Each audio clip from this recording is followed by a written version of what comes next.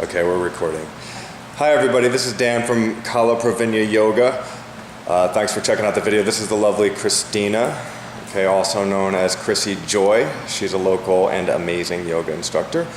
And she has volunteered to help me today go over how to do the Vinyasa Flow properly. So first, let's get clear, what is the Vinyasa Flow? And what I'd like Christina to do right now is just do a couple rounds of it so we can get a snapshot of what we're talking about here. So she takes a down dog and into a plank position, go ahead. So it's down dog to a plank, and then exhale, dropping the belly and chest down to a chaturanga. Very nice. Inhale, striking through to a cobra or an upward facing dog. That looks really good. And then we can tuck the toes. Knees stay on the ground for now. And then bring the hips back. That's right. Raise the hips to the sky. Down dog. All right. And we'll do it just one more time. Inhale, plank pose. Go ahead. Exhale, drop the belly and chest down. Inhaling, striking through to either a cobra or an upward facing dog. Good, and tucking the toes, raising the hips to the sky, down dog. Notice her knees on the floor for that. Very good. Okay, so thank you for that. Let's take a plank. Let's take this down dog. We'll hold this down dog, rather. All right, so she's in a down dog. Now we're gonna dissect that flow. We'll do it in very slow motion. First of all, down dog itself, very common pose in a lot of different yoga styles. Many of you have either seen it or done it, I'm sure. Her down dog looks really good. There's a couple things about it. First of all, fingers are spread nice and wide, okay? They're about shoulder width apart. A couple things, in addition to that, the hips are up nice and high and the heart's moving back. So she's pressing her chest back. It's as though trying to touch the back wall with the chest. That makes down dog not only a hamstring stretch, but it's also a bit of a shoulder stretch as well, you might find. And the heels are moving towards the floor. I recently had a student ask me, like, should the heels be on the ground? And the answer to that is no. If they're not on the ground, they should not be on the ground. But the idea is that they should be moving towards the ground. I find it very helpful to see the asana aspect of yoga, or maybe even any aspect of yoga, to be better seen as a process. So the process would suggest that you're moving toward a certain position instead of to a certain position. So here's a down dog. Down dog looks good. Now let's gauge and see whether or not we have the proper distance between the hands and feet. And the best way to do that is to take a plank pose. So go ahead, take a plank real quick.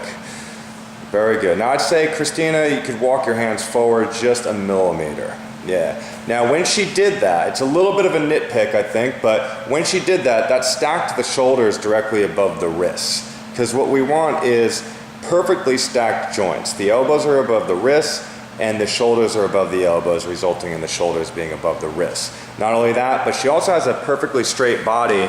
She's not bowing down too much. She's not raising the hips too much. I say you could probably scoop the tailbone under just a little bit just to take the arch out of your back. I'd say scoop a little bit more and then raise the hips a little bit more. Yeah, so scooping, yeah, exactly. That's good. So a little bit of a tucking of the tailbone under. All right, so that's a plank pose. Now chaturanga would be a matter of drifting the body weight down, go ahead, and forward and down, good. Chest hitting the floor before the belly does, see if you can make that happen, yeah. And then inhale, striking through to a cobra or an up dog. That means either bent arms or straight arms. Now Christina, I'd say drag the body forward a little bit. So during that transition, if she had dragged it a little bit more, that would have resulted in this perfect stacking of the joints where the shoulder is above the wrists. Very good. So knees stay down. Let's tuck the toes under. You can raise the hips to the sky again. Take a down dog. So that looks beautiful. Let's try it one more time in slow-mo. So inhaling to that plank position, go ahead. The shoulders are above the wrist from a side view and from a front view. On an exhalation, she's dropping down, and notice the elbows staying tight to the ribs in that chaturanga position. I've heard that referred to as shaving the rib cage with the elbows. Inhaling, striking through to that cobra / up dog. Very nice. Now, not only are her shoulders down away from the ears, but they're also back. It's as though she's squeezing a tennis ball between the shoulder blades there. Very good. Her knees stay down as she transitions into that down dog. Knees are the last thing to come up there. Beautiful. All right. So, at ease, you can take a kneeling position there and just sit up. Very good. Thank you. How you feeling there? Good. Feeling good? All right. Okay, so now that we went over proper flow, I'd like to go over the very common misalignments in the flow. So the first most common misalignment that actually throws everything else off in the beginning is when the hands and feet are too far apart in a down dog. So Christina, if you could take an exaggerated, obnoxiously cartoonized version of hands and feet being too far apart. Very good. So this is definitely too far apart with the hands and feet. Now, here's the problem. Down dog might be comfortable enough in this misaligned position, but look what happens when she takes a plank. So she takes a plank, the shoulders are definitely not above the wrist, they're definitely behind the wrist from a side view, and that might be fine too, but the real problem is chaturanga. So now she's gonna drop down, take a chaturanga, and that very sharp bend at the elbows, that's what we don't want. You don't want a lot of weight on your hands when your elbows are in that position. That could tweak your elbow over time. So that's the first problem that can occur. So let's take a kneeling position again. Go ahead. So that's the first problem. The second problem has to do with the elbows flying apart away from the sides of the body during that transition from plank to chaturanga. So let's take a plank pose actually. So she takes a plank pose, and this is better seen from a front view. She's gonna drop down to that chaturanga, just take the elbows like way out to the sides. Exactly. Now that's what we don't want also. I'll be presenting the remedies to all of these misalignment problems in a minute, but I want to go over all three of them or all four of them first. All right, so that's one thing that can happen. Okay, now take a plank pose again if you could. And the third thing that can happen that you don't want to happen is this rolling down action where her belly goes down and then her chest goes down. Yeah, so that rolling action. And a lot of people, when they roll that way, they don't even quite make it all the way down to a chaturanga. They roll the belly down, the chest stays in the air, and then they just kind of morph it into a cobra or an up dog from that position. And that's no good. You want distinct differences between the poses. Chaturanga is such that the belly and chest is all the way down. Very good. And other than that, I think that might be it. You can raise the hips, take a down dog from there. I don't think there's anything else. All right, very good. So taking a kneeling position again. Thank you. So what are the solutions to these problems? Well, let's start with the first issue, which is to have the hands and feet too far apart, causing that sharp angle at the elbows on the way down in chaturanga. So she's going to take another exaggerated down dog where the hands and feet are way too far apart. So in my opinion, first of all, the solution to that problem is twofold. First, you need to make sure that the hands and feet are the proper distance apart. And we already briefly touched upon that before. A nice way to make sure that that's the case is to take a plank pose. Let's take a plank pose real quick. Now she's going to feel whether or not her wrists are directly underneath the shoulders, because they should be.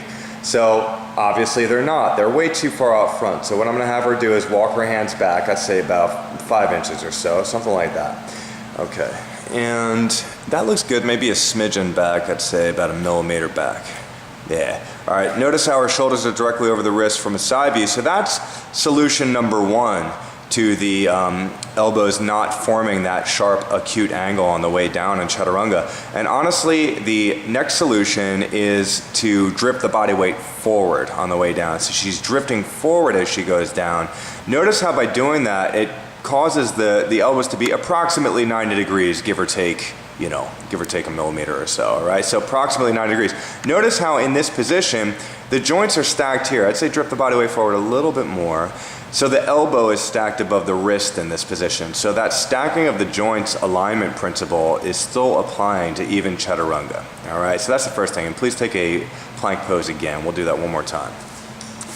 All right, so in order to remedy the elbows forming too sharp of an angle on the way down in chaturanga, she needs to try to take 90 degrees on the way down in chaturanga. So she does so by drifting the body weight forward and lowering the body down.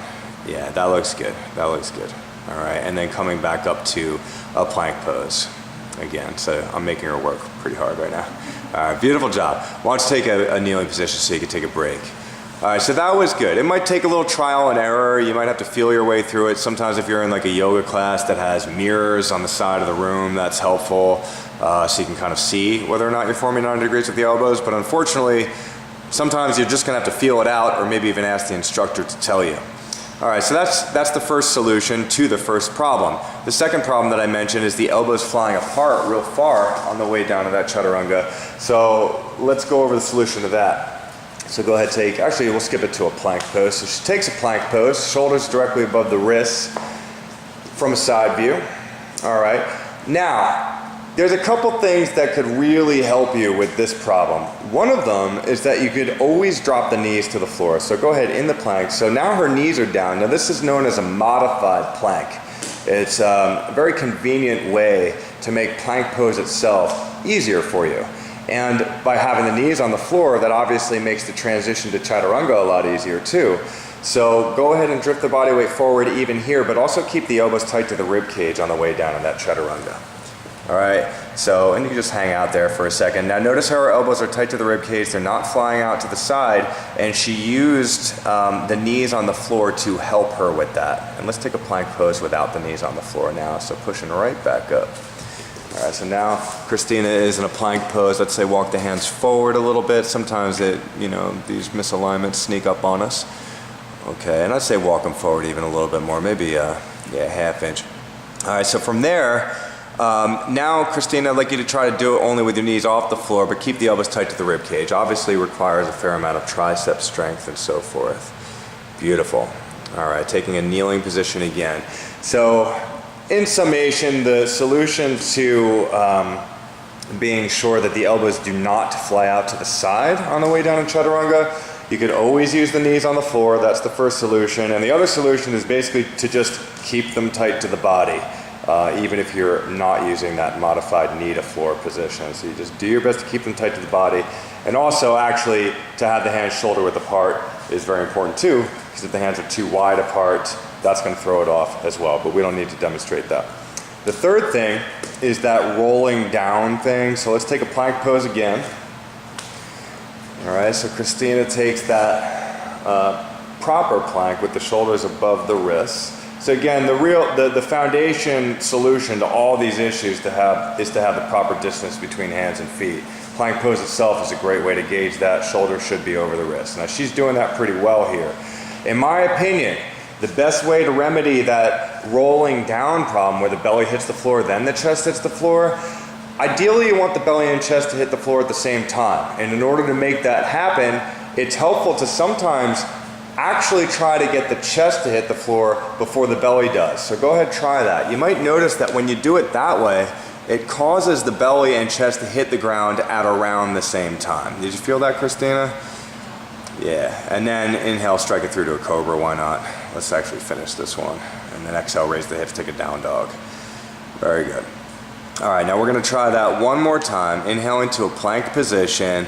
All right, now she's going to kind of tie everything up. Let's say drift the body weight forward, form 90 degrees at the elbows, and let's get the chest to hit the ground before the belly does, resulting in them both being down at the same time. Now I'd say for that one, it's a good idea for you to drift the body weight a little bit further forward. So take a plank pose again, yeah, drifting the body forward and chest hitting the floor before the belly does. Yeah, exactly, very good. And then striking through to either a cobra or an up dog. Good, tucking the toes, raise the hips to the sky. Excellent. All right, taking a kneeling position again. All right, so that's those are the top three issues I would say. Other than that, I think cobra / up dog can be a bit of an issue as well. So let's go over that, and then we'll wrap it up by doing a couple correct flows just to hammer it home. So let's take a plank pose. Go ahead, shoulders above the wrists. Nice straight and strong body. Now she's going to once again do it correctly by drifting the body weight forward and bringing the chest down before the belly does, which should result in them hitting the floor at around the same time. Now she's going to strike through to either a bent arm position or a straight arm position, yeah, depending on her preference. Now, for this up dog, everything looks really beautiful about this up dog. There's only a couple things I could say about this up dog itself. One is that the shoulders are not quite above the wrist, they're a little bit behind. So during that transition from chaturanga to up dog, she could have dragged her body forward a little bit. Sometimes it does require that. You have to feel it out for yourself. Everyone's got different body proportions. But now she's got that perfect stacking of the joints where the shoulders are above the wrist. Now I'm also noticing that the elbows are a bit hyperextended there, so let's not lock the joint out. A little bit of tension in the triceps, yeah, a little bit of engagement of the elbow joint, not locking it out. So that looks a lot better to me. And so the shoulders are above the wrist, that's a nice alignment there, and in order to make that happen, she had to drag her body forward during that transition. Now, there's another thing too. Notice how her shoulders are away from her ears, which is good. Now, Christina, if you could, give me an example of the shoulders not being away from the ears. Exactly. So that's like a really common thing. I think in an attempt to get straight arms in this position, a lot of people end up here because their lower back might not have the range of motion to have shoulders away from the ears while having straight arms. So in my opinion, the solution to this is one of two things. The solution to this issue is to either press the ground away even harder so that you just simply take the shoulders away from the ears, or opt for a cobra instead. So go ahead, take a bent arm cobra as opposed to a straight arm up dog. Now cobra is similar to up dog in that the shoulders should still be above the wrist from a side view. All right, and that it looks approximately, my angle is a little weird, but it looks correct, give or take a half inch or so. Her elbows are still tight to the rib cage. Now in this cobra, notice how it's a little bit easier for her to keep the shoulders away from the ears. There won't be this temptation to bring the shoulders like real high on the ears. Now if she wants to kind of intensify it and make things a little bit more similar to the upward facing dog, she could always engage the triceps a little bit more. So go ahead and engage them a little bit more, get a little bit open, heart towards the front. But she's not doing that at the cost of the distance between the shoulders and ears. So she's prioritizing the distance between the shoulders and the ears. So now let's go ahead and take an up dog. So perfectly straight arms from where you are. Shoulders above the wrists from a side view. And I'd say once again, it could have been helpful. Yeah, now she's dragging forward, so that's great. Shoulders away from the ears here, beautiful job. One more thing about the shoulders, not only should they be away from the ears, but they should be such that the shoulder blades are kind of squeezing together behind the back, opening the heart even more towards the front. All right, and then tucking the toes under, let's keep the knees down and raise the hips to the sky, downward facing dog. All right, so very good. So taking a kneeling position again, I say, we do the flow. I'll cue you through the flow one time, Christina. We're going to do it in a little bit slow motion just to wrap everything up with my narration, and then we're going to do it, I'd say maybe 3 times with minimal narration so that people can just see it without listening to me talk. So taking a down dog. All right, so Christina takes a down dog. Before we do anything, let's gauge whether or not we've got the proper distance between the hands and feet. Eventually, you just memorize the feeling of it. Yeah, that looks pretty good. I'd say walk the hands back a smidgen. There, yeah.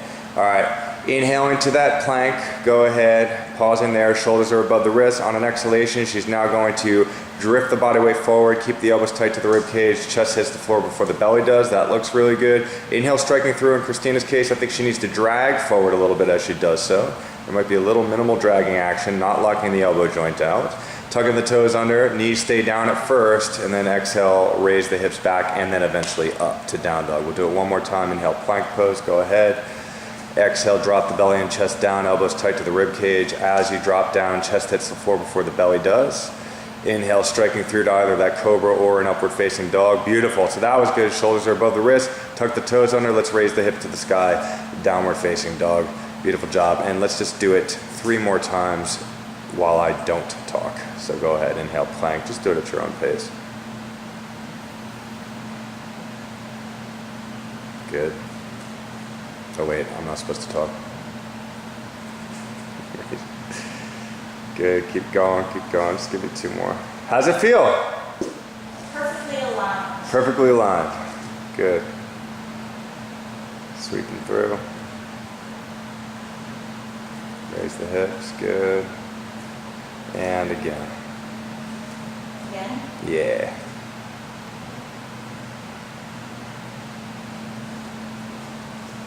Very good. So I think on that last one, maybe something happened where maybe the feet got too far forward, but that was really good. What'd you say? Yeah. Yeah, she's getting tired. So it's not easy necessarily, but that's how to do the flow. And if your arms are getting tired, Christina and anyone who's watching and myself as a reminder, just drop the knees to the floor as you do that transition into chaturanga, from plank to chaturanga. All right, so that concludes the video on how to do the flow. There might be more videos in the future, but we'll start with this one for now. All right, so stay tuned for more. Say goodbye to Christina. Christina, say goodbye to our friends, and we will talk to you soon. Bye.